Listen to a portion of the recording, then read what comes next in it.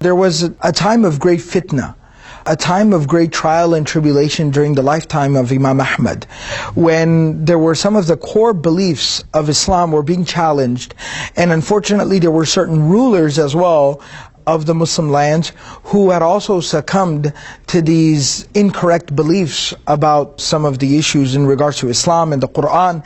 They decided to enforce their incorrect beliefs upon everyone else. So the scholars lined up to debate them, to challenge them, and they began to eventually imprison and even torture and kill some of these scholars who would oppose them. They literally went through all the scholars till the last one left standing was none other than Imam Ahmad ibn Hanbal rahimahullah ta'ala. The ruler had called Imam Ahmad a couple of times, tried to convince him. Imam Ahmad had debated the people, the scholars or the intellectuals who were on the side of these incorrect beliefs, and he had defeated all of them in their debates. One day he got fed up with this, he got tired with this, and he said, I am the king, I'm the ruler. I'm not going to take some nonsense from some imam or some sheikh. I'm not going to have him tell me what's right and what's wrong. He sends his soldiers over to Imam Ahmad's house. I want you to chain him up like a criminal. Walk him through the center of the town, through the town square, through the marketplace, so everyone can see him humiliated. And then I want you to bring him here. Then we will lash him, and we will torture him, and we will punish him until he does not concede. So Imam Ahmad ibn Hanbal is now chained, and he's being brought through the town, and everyone's gathered around, everyone's watching, everyone's looking, everyone's gawking, shocked and surprised at what's happening. And Imam Ahmad rahimahullah says, I started to think to myself, Ahmad, what are you doing to yourself? What are you doing to yourself? You're humiliating yourself. You're embarrassing yourself.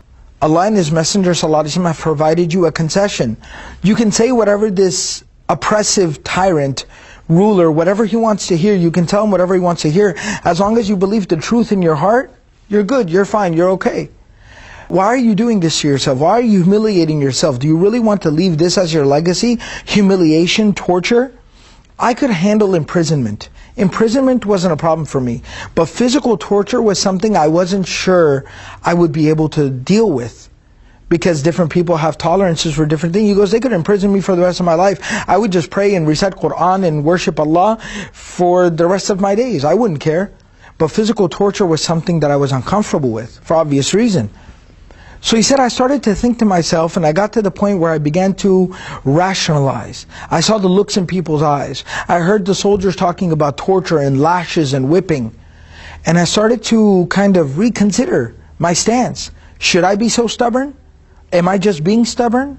Should I go ahead and concede, but then believe the truth in my heart and back off? And then he says, as I was thinking this to myself, I felt somebody tugging on my clothes. I turned around, and it was a young man. And this young man seemed familiar. And he said, he goes, Ya Imam Ahmad, I'm Abul Haytham. Abul Haytham was the most notorious criminal of that time in that era. Right? He was like Billy the Kid, who was the most wanted man. He said, listen, I steal for a living. I rob people is what I do. And I have been lashed. He said, it is written in the court documents. I have been lashed 18,000 times because of my crimes. But I haven't stopped doing what I do. He said, I serve shaitan for the sake of the dunya. I listen to what shaitan tells me to do for the sake of material worldly gain. But I haven't quit just because of a few lashes, 18,000. He says, you obey Allah for the sake of the deen and the hereafter and the akhirah. Don't you dare ease up on your stance because of a few lashes. Don't you worry about a few lashes.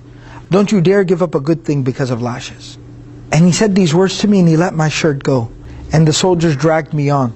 And that was the last time I ever saw him. But Imam Ahmad said, when he said those words to me, it lit a fire inside of me. And I said, I don't care what they're going to do to me. I'm going to stand firm.